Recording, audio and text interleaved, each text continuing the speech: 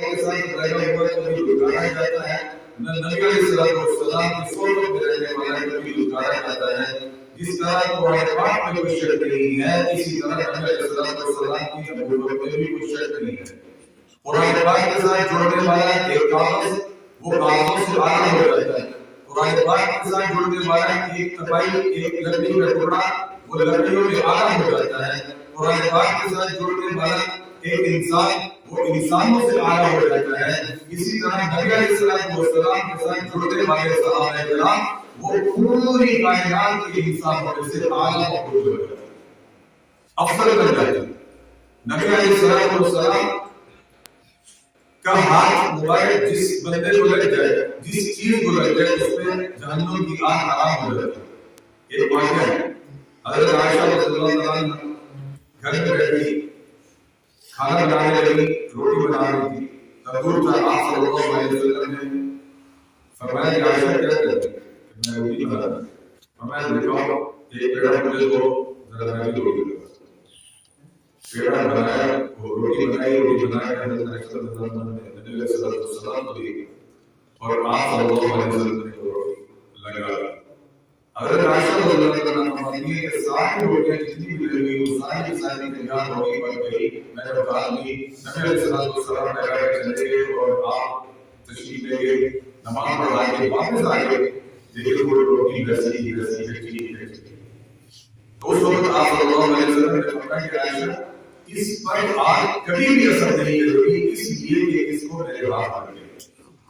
ایک عام چیز کو آٹے کو اگر آپ صلی اللہ علیہ وسلم کا ہاتھ لگتا ہے تو اس پہ آگ اثر نہیں کرتی، اور جو پورے نبی علیہ السلام کو اپنے کندھوں پہ اٹھا کر غار کے اندر لے جاتا ہے، وہ کیسے بدل سکتا ہے یا وہ کیسے جہنم میں جا سکتا ہے؟ جو صحابہ کرام نبی علیہ السلام کی صحبت میں رہ کر کبھی آپ کے ہاتھوں کے ساتھ لگے، کبھی آپ کے ہاتھوں کو چھوڑا، کبھی آپ کو دبایا، کبھی آپ کے ساتھ محبت کا اظہار کیا، کبھی آپ کے اوپر جان قربان کی، کبھی آپ کے اوپر اپنا مال قربان کیا، وہ صحابہ کرام آج کے دور میں ہم ان کا انصاف کریں گے وہ بدل گئے تھے؟ ایسا نہیں ہو سکتا۔ جس طرح اس دنیا کے اندر قرآن پاک کے ساتھ جڑنے والا کبھی بھی وہ بدل نہیں سکتا، وہ عزتوں سے کم نہیں رہ سکتا، اسی طرح نبی علیہ السلام کے ساتھ جڑنے والا کبھی بھی وہ اپنے ایمان سے بدل نہیں سکتا۔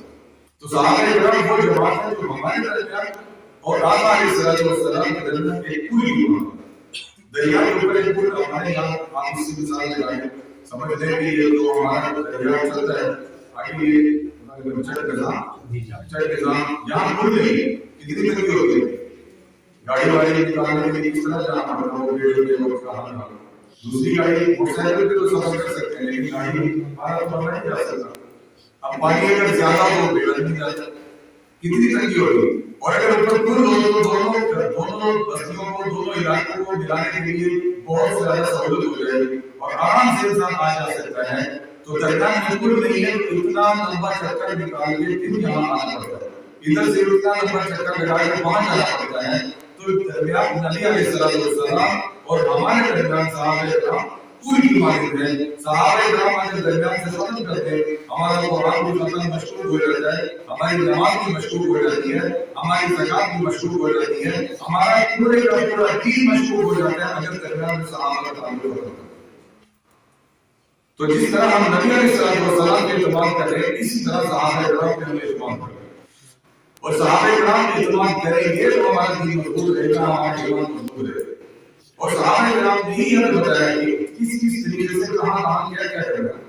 تو میرے بھائیوں اس لیے اپنا تعلق ہم صحابہ کرام کے ساتھ دین کے ساتھ مضبوط کریں گے تو ہماری کامیابی ہے، ادروائز ہماری کامیابی نہیں۔ 5 مرتبہ مؤذن اذان لگاتا ہے، حی علی الصلاۃ حی علی الفلاح۔ ہم ہر بندہ کامیابی تلاش کرتا ہے، کوئی پیسے کے اندر، کوئی روٹی کے اندر، کوئی گریڈ کے اندر، کوئی بانک کے اندر، کوئی فیکٹری کے اندر، کوئی بڑے پیلس کے ساتھ، وہ سمجھتا ہے کہ میں کامیاب ہوں، لیکن کامیاب نہیں۔ اللہ کے نبی صلی اللہ علیہ وسلم نے کیا آواز لگائی، حی علی الفلاح، آؤ کامیابی کی طرف۔ وہ کس طرح بتایا کہ وہ نماز پڑھے۔ نبی علیہ السلام نے فرمایا کہ نماز میری آنکھوں کی ٹھنڈک ہے۔ جس طرح ہم کہتے ہیں کہ میرے بچے نے میری خدمت کر کے میری آنکھوں کو سکون پہنچا دیا، میری آنکھوں کو ٹھنڈا کر دیا، یعنی مطلب اس کا یہ ہوتا ہے کہ میرے دل کو خوش کر دیا۔ تو تو نبی علیہ السلام کا فرمان ہے کہ میری آنکھوں کی ٹھنڈک نماز ہے. جو آپ صلی اللہ علیہ وسلم کے دل کو خوش کرنا چاہتا ہے وہ 5 وقت کی نماز ادا کرے. اللہ کے نبی صلی اللہ علیہ وسلم فرمان.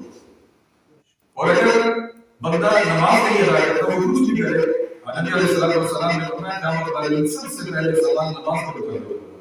اور اگر نماز کی تو باقی اعمال میں بھی اللہ رب العزت کا رحم معاملہ فرمائیں گے. اور اگر خدا نہ خاصہ کام میں گڑبڑ ہوئی نماز میں کمی بیشی رہ گئی تو پھر سب سے پہلے پکڑ اسی کی ہوگی. تو اس لیے ہمیں کوشش کرنی ہے کہ ہم 5 وقت کی نماز واجبات ادا کریں انشاءاللہ. آپ ادا کرتے ہو لیکن مزید پختگی سے انشاءاللہ ادا کریں گے. نبی علیہ السلام رحمت للعالمین ہم سب نے سنا کہ آپ صلی اللہ علیہ وسلم پوری کائنات کی رحمت بنا کر بھیجے. نبی علیہ السلام نے چند مواقع پر غصے کا اظہار کیا.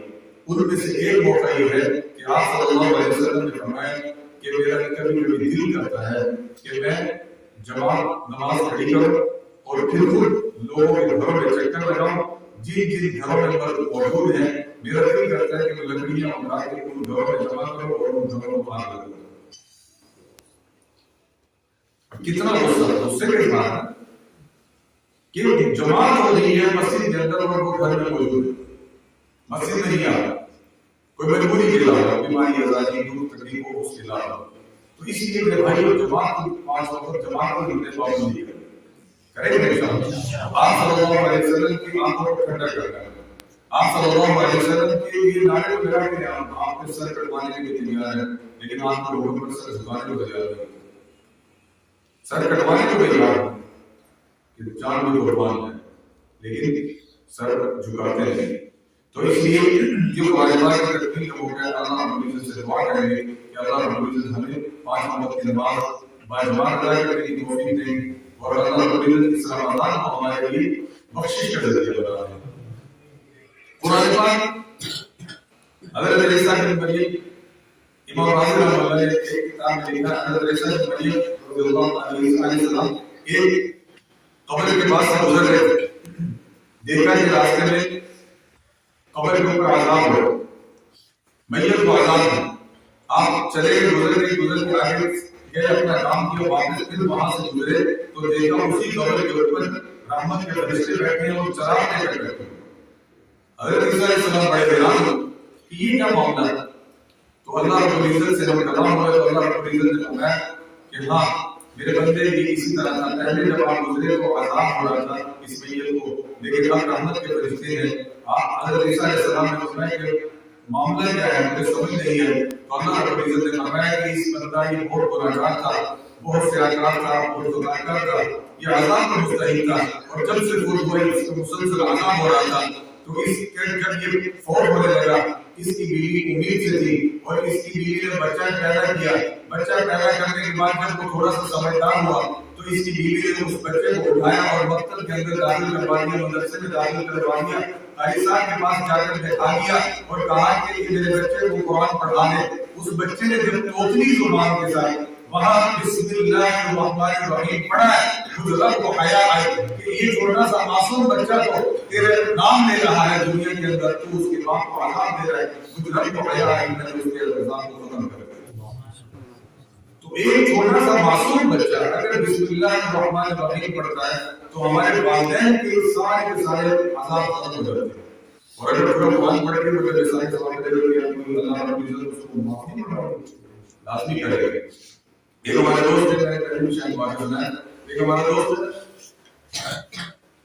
ایگریکلچر یونیورسٹی کے اندر میرے پاس آیا, پی ایچ ڈی کر رہا تھا. کہتے میرے والد صاحب فون ہوئے تو حضرت بات یہ تھی کہ مجھے انہوں نے کبھی مسجد کے میں بھیجا نہیں, کبھی ادھر سے بھیجا نہیں کرا. جیسے ہمارا ذہن بنا ہوتا ہے کہ جتنا اچھا پڑھیں گے اتنی اچھی نوکری ہوگی.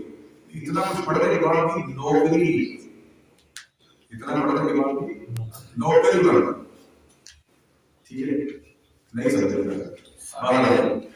تو اس نے کہیں میں پی ایچ ڈی کر رہا تھا. میرے والد صاحب کا انتقال ہو گیا, 2 دن بعد میرے ساتھ میں آئے, والد صاحب بڑے پریشان تھے. تو میں نے تعبیر پوچھی مولانا صاحب سے, انہوں نے کہا کہ آپ اپنے والد صاحب کو کچھ کسانے ثواب کریں, کچھ کسانے ثواب کریں. کہنے لگے میں پریشان ہوا کہ سارے سوال قرض کیسے کرو کہ میں نے تو ایک درہم بھی نہیں پڑا ہوا. تو میں نے اپنی ساری بیویاں اٹھائی اور جا کر اپنے والد کی زوبر پکڑ دی اور کہا ابا جان جو آپ نے مجھے پڑھایا تھا وہ یہ موجود ہے, اس کا اگر آپ کو کچھ فائدہ ہوتا ہے تو لے لیں, اگر اس کے علاوہ میرے پاس تو کچھ نہیں. تو میرے بھائیوں اولاد نے تو آدمی کی ہاتھ پڑے کرتے ہیں کہ ابا جی جیسے ہم نے تربیت کی جو کچھ آپ نے ہمیں پڑھایا وہی آپ کے سامنے موجود ہے بس. تو کہنے لگا میں اتنا رویا کہ کاش میرے والد صاحب مجھے کم از کم سورہ فاتحہ ہی یاد کروا دیتے کہ میں اپنے والد کو بخش دیتا. یہ کتنے افسوس کی بات ہے کہ ایک ہے ڈاکٹر اور اس کو سورہ فاتحہ نہیں کرتے, نماز کے فرائض نہیں آتے تھے وہاں. اتنا 3 سال کی چھپکلی 3 سال اس پہ لگا کر انڈے کیسے دیتی ہے, کیسے بچے آتے ہیں, کیسے یہ وہ 3 سال تک, لیکن سورہ فاتحہ میں ٹھیک نہیں ہوتی. بیچارے لوگ تھے یہاں سے اتنی لاکھوں روپے فیس ہم جمع کرواتے ہیں یہاں پہ, لیکن ہمارے دنیا میں بن رہی ہے دین کا کوئی فائدہ نہیں, بالکل بیڑا خراب ہو گیا. 3 سال کی ہے اور پی ایچ ڈی 14 سال. تو بات ہے کہ بات یہ کہ اہمیت ہے والدین کی طرف سے اہمیت ہوگی. والدین جیسا ہی سلوک کریں گے بچوں کے ساتھ, جن لوگوں کو اہمیت دیں گے بچے کے ذہن میں انہی کی اہمیت پیدا ہوگی. والدین اگر علماء کے ساتھ محبت کریں گے تو بچے بھی علماء کے ساتھ محبت کریں گے. والدین اگر کسی پیرنٹس والے کے ساتھ بڑے ہونے والے کے ساتھ محبت کریں گے بچہ آٹومیٹک اسی جیسے کرنے بنے گا. آپ نے دیکھا ہوگا چھوٹا سا معصوم بچہ آپ گھر میں نماز پڑھتے ہوتے ہیں وہ ویسے ہی آپ کے ساتھ لگا ہے, حالانکہ اسے نماز نہیں آئی ہوتی ہے, اس کے باوجود وہ سجدے کرنے کی کوشش کر رہا ہوتا ہے, رکوع کرنے کی کوشش کر رہا ہوتا ہے, دیکھا دیکھی. تو دیکھا دیکھی بچہ زیادہ سیکھتا ہے بنسبت اس کے اس کو بٹھا کے سبق پڑھایا ہے. تو اس لیے یہ پریکٹیکل طور پہ وہ زیادہ سیکھتا ہے. جب ماں باپ جھوٹ سے اپنے آپ کو حفاظت محفوظ کریں گے تو بچے بھی جھوٹ سے محفوظ کریں, اپنے آپ کو محفوظ رکھیں گے. اگر ماں باپ کہیں گے کہ جاؤ کہہ دو کہ ماں باپ گھر میں نہیں ہے, کہہ رہے تھے کسی نے پیسے لینے میں تو آ جائے دروازے سے تو کہہ رہے بیٹا جاؤ کہ ماں باپ بیٹھے اور وہ بچہ بھی کہہ رہا سمجھنا تو چلو بیٹا ماما کہہ رہے گھر بیٹھے تو بابا کہہ رہے. تو بہرحال یہ چیزیں ہم سوچتے نہیں, یہ چھوٹی چھوٹی باتوں یہ جو بچے ہوتے ہیں یہ کوڑا کام ہوتا ہے, ان کے دماغ میں جو فٹ کرتے رہیں گے وہی چلتا رہے گا, بڑے ہو کے وہی بنے گا. اگر آج دنیا کے اندر ہم تربیت سے یہ کریں گے اپنے بچوں کی تو یہ نسل قیامت والے دن ہمارے لیے کوشش کر رہی ہے بنے گی. اور اگر خدا نہ خاصہ ہم نہ کر سکے تو پھر ہمارے لیے کوشش کر رہی ہے بنے گی. ابھی ایک واقعہ لکھا ہے کتاب کے اندر کہ ایک بندے کا انتقال ہوا تو وہاں جا کر اس نے دیکھا کہ ہر مختلف لوگ مختلف میدان کے اندر کوئی چیز چن رہے ہیں اور ایک آدمی کرسی پہ آرام سے بیٹھا ہوا وہ نہیں چن رہا, باقی سارے کے سارے زمین سے کوئی چیز لے رہے. تو کسی نے پوچھا اس آدمی سے کہ آپ یہ کیا کر رہے ہیں؟ اس نے کہا یہ جو لوگ ہیں نا یہ ہیں میتیں, ان کے جو رشتے دار دنیا کے اندر موجود ہیں وہ ان کو سارے ثواب کرتے ہیں اور ان کے تھوڑا تھوڑا ان کی حصے میں آتا ہے یہ اس کو دیتے ہیں چنتے ہیں. تو انہوں نے کہا آپ کو ضرورت نہیں ہے, آپ اسی میں آرام سے بیٹھے ہوئے ہیں. انہوں نے کہا میرا بچہ حافظ قرآن ہے روزانہ یہ سارے ثواب کرتا ہے, وہ کہہ رہا ہے کہ میرے پاس پڑھتا ہے, مجھے ضرورت نہیں تھوڑے تھوڑے دن. چند دن کے بعد دیکھا کہ وہ بندہ خود چن رہا تھا. اس نے کہا کہ اب کیا ہوگا؟ اس نے کہا وہ بچہ میرا فوت ہو گیا, اب یہ سارے ثواب کرنے والا ہے. تو میرے بھائیوں یہ جو بچے ہم اور بچوں کے لیے میں کہہ رہا ہوں جو حافظ قرآن بنے ہیں یہ اپنے والدین کو یہ سارے ثواب کریں, مستقل یہ سارے ثواب کی عادت بنائیں. ہم نے جب سے ہمت کیا مجھے اپنی یاد سوائے 2-4 دن کوئی بیماری ازالی کی کوئی اس طرح کی گزرے ہو, اس کے علاوہ کہ اپنے والدین کو اپنے اساتذہ کو ہم نے سارے ثواب نہ کیا, ہم نے تعلق والوں کے سارے ثواب نہ کیا. اور یہ سارے ثواب کے لیے یہ ضروری نہیں ہے, مرنا ضروری نہیں ہے سارے ثواب کے لیے, زندہ کو بھی یہ سارے ثواب کر سکتے ہیں. تو ان کے لیے دعا کریں, ان کے لیے رحمت کی دعا کریں, ان کو اور زیادہ نہیں سپارے پڑھ سکتے آپ کم از کم ایک مرتبہ سورۃ فاتحہ اور 3 مرتبہ سورۃ اخلاص پڑھ کے ان کو یہ سارے اپنے والدین کی آخرت کا ذریعہ بنے, ان کو ٹھنڈک پہنچائیں. کوشش کریں گے انشاءاللہ والدین کے لیے راحت کا ذریعہ بنے, والدین کی ادب و احترام کریں, عزت کریں. ہمارے روڈ کے اندر ایک پروفیسر صاحب تھے, ان کے 3 بچے تھے, 2 انجینئر بن گئے, ایک دبئی چلا گیا, ایک امریکہ میں, ایک ڈاکٹر بننا تھا. وہ ڈاکٹر بنتے بنتے وہ درمیان میں تبلیغی جماعت والوں کے ہتھے آ گئے. وہ تبلیغی جماعت والوں نے آپ کو پتا ہے کہ وہ اپنی سیٹنگ کرتے تو انہوں نے اس کو سیٹ کر کے باہر مدرسے میں لیا الائنمنٹ مرکز کے اندر داخل کر دیا. اب والد کو جب پتا چلا اس نے کہا یہ آپ سیمسٹر اس پہ چل رہا ہوں آپ ہی اس کی یہ میڈیکل ڈاکٹر بن جائے گا کبھی اور اس نے یہ چھوڑ کے درمیان میں میرا اتنا پیسہ ضائع ہو گیا. والد نے اس حد تک اس کے ساتھ شدت اختیار کی غصہ کیا کہ اگر تجھے دین کا علم حاصل کرنا ہے تو پھر اپنا خرچہ خود اٹھا ہم تجھے 1 روپیہ نہیں دیں گے اور تیرا گھر میں داخلہ نہیں بنا. اس کو شوق پیدا ہو گیا. انہوں نے کہا ٹھیک ہے اپنا خرچہ اٹھاؤ. مفتی کہنے لگے ابھی بھی حیات ہے تو کہنے لگے کہ مجھے بہت دکھ ہوا رویا اللہ کے سامنے گڑ گڑایا کھانے کو کچھ نہیں پینے کو کچھ نہیں کپڑے بھی نہیں. ایک ڈاکٹر بن رہا ہے اس کی کیا ٹھاٹ ہوتی ہے اور ایک اس کو یہاں سے لا کے اچھا سے لا کے زمین پہ بٹھا کے اور خرچہ ذرا بڑھانے کی کہنے لگے میں بہت پریشان ہو بہت رویا میرے دربار میں. باہر میں دین کی تعلیم چھوڑی میں دین حاصل کرنے شروع کر دیا. تعلیم حاصل کی. تعلیم حاصل کرنے کے بعد آخر کار ہوا یہ کہ میرے والد صاحب ہو گئے بیمار. اب بیمار ہوئے تو کیا ہوتا تھا کہ والد وہ جو دبئی بیٹھا ہوتا بچہ وہ بھی موبائل پہ واٹس ایپ پہ ویڈیو کال کرتا تھا اپنی کیا حالت ہے جس سے آپ یوں کر رہے آپ یوں کر رہے آپ یوں کر رہے. امریکہ میں بیٹھا ہے وہ بھی ویڈیو کال کے ذریعے آپ یوں کر رہے آپ یوں کر رہے اپنا صحت کا خیال رکھ رہے. لیکن اس کال سے ان الفاظ سے کیا ہوتا ہے باپ کو تو آپ کی خدمت کی ضرورت ہے.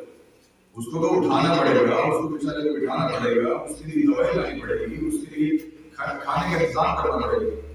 تو اس بچے کو جب پتا چلا اس نے جا کر اپنے والد کے پاس معافی مانگی معافی مانگنے کے بعد والدہ سے سفارش کروائی اور معافی مانگی. آخرکار پھر بھی انہوں نے معاف نہیں کیا لیکن خدمت میں لگ گئے. اس بچے نے اتنی خدمت کی اپنے والد کی اتنی خدمت کی کہ وہ والد خود اس نے پروفیسر صاحب نے گاڑی رکھی ٹوپی رکھی سر پہ اور تبلیغ جماعت میں 3-4 مہینے لگانے شروع کیے. کہنے لگے یہ میرے بچے آتے ہیں دنیا دار یہ ڈاکٹر یہ انجینئر یہ آتے ہیں میرے پاس اپنے بچوں کو لیتے ہیں اب بھائی کھانا کھانا ہے بس میں کہتا ہوں نہیں وہ کہتے ہیں ٹھیک ہے وہ اپنے کمرے کرتے ہیں. اور یہ بچہ آتا ہے میرے جوتے بھی سیدھے کرتا ہے میرے پاؤں بھی دباتا ہے میرے پاؤں کی مالش بھی کرتا ہے میرے سر کی مالش بھی کرتا ہے میرا سارا جسم دباتا ہے اور اپنے ہاتھ سے مجھے کھانا کھلاتا ہے. مجھے فرق یہ پتا چلا کہ دنیاوی تعلیم عصری تعلیم کا یہ اثر ہے اور دینی تعلیم کا اثر یہ ہے. تو کہنے لگے مجھے اب دکھ ہوتا ہے کہ میں نے اپنے ان 2 بچوں کو کیوں نہیں دین کی تعلیم حاصل کی. تو میرے بھائی الدین کلہ ادب دین سارے کا سارا ادب یہ ادب سکھاتا ہے اپنے بڑوں کا ادب والدین کا ادب ماں بیٹی کا ادب بہن کا ادب بیوی کا ادب چھوٹے کا ادب بڑے کا ادب علماء کا ادب قرآن کا ادب اساتذہ کا ادب یہ دین سکھاتا ہے. اگر دین کے ساتھ جوڑیں گے تو اب آپ بتائیں کون سے بڑے یونیورسٹی کے اندر پروفیسر صاحب کا جوتا سیدھا کیا جاتا ہے کون سے پروفیسر صاحب کو یہ بندہ بھاگا بھاگا کہتے ہیں کہ جوتا بعد میں اتارے تو میں فوراً اٹھا لوں. ہارون رشید کے زمانے میں ان کے بچوں کے 2 بچے تھے ان کے استاد ہیں مسجد میں داخل ہونے لگے تو وہ دونوں بچے اب بادشاہ تھا ہارون رشید اس کے 2 بچے وہ دونوں جب استاد داخل ہونے لگے تو دونوں بچے بھاگے ہوئے جوتے کی طرف.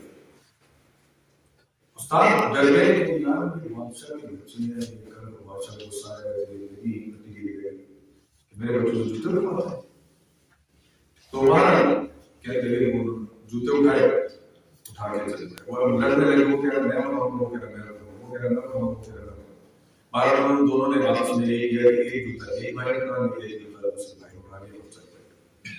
آگے جب گئے آگے انہوں نے وضو کرنا تھا وضو کرنے کے لیے بیٹھے تو وضو کرنے کے وقت وہ ایک بھائی آیا اور آ کر اس نے 5 لوٹا پانی کا پہلے لیا تھا اور وضو کروانے لگا. وضو کرواتے جب ہارون رشید اندر چلے گئے واپس آئے دیکھا تو وہ حضرت استاد محترم جو اپنے پاؤں دھو رہے تھے اور وہ بچہ پانی ڈال رہا تھا. انہوں نے ڈانٹا ہارون رشید نے اپنے بچے کو ڈانٹا کہ تجھے شرم نہیں آتی کہ تیرے ہوتے ہوئے تیرا استاد اپنے پاؤں خود دھو رہا ہے. آپ کے ہوتے ہوئے آپ کا استاد اپنے پاؤں خود دھو رہا ہے، تیرے ہاتھ کہاں ہے؟ تجھے چاہیے تھا کہ تو اپنے ہاتھوں سے ان کے پاؤں دھو. تو میرے بھائی یہ دین سکھاتا ہے، غلط دین سکھاتا ہے. تو اس لیے اللہ رب العزت نے باتوں پر عمل کرنے کی توفیق نصیب فرمائے، اپنے بڑوں کا ادب کرنے کی توفیق نصیب فرمائے، والدین کا ادب کرنے کی توفیق نصیب فرمائے، اساتذہ کا ادب کرنے کی توفیق نصیب فرمائے، بڑوں کا احترام کرنے کی توفیق نصیب فرمائے. اللہ رب العزت نے جو باتیں فرمائی ہیں ان باتوں پر عمل کرنے کی توفیق نصیب فرمائے. اور اللہ رب العزت مفاد کرام کو، بھائی صاحب صاحب کو، اسی طرح بھائی خان صاحب کو، اور جو حضرات پیچھے کے سامنے نہیں تھے اور جنہوں نے یہ سارے انتظام کیا، اللہ سب کو اپنی شاعر شاعر بزرگ خیرات فرمائے اور آپ خدا کی صحیح کو مبارک قبول و منظور فرمائے. اور جس جگہ پہ اہتمام کیا گیا ان کی جان مال میں روزی میں برکتیں نصیب فرمائے، خیر زندگی نصیب فرمائے ہم سب کو.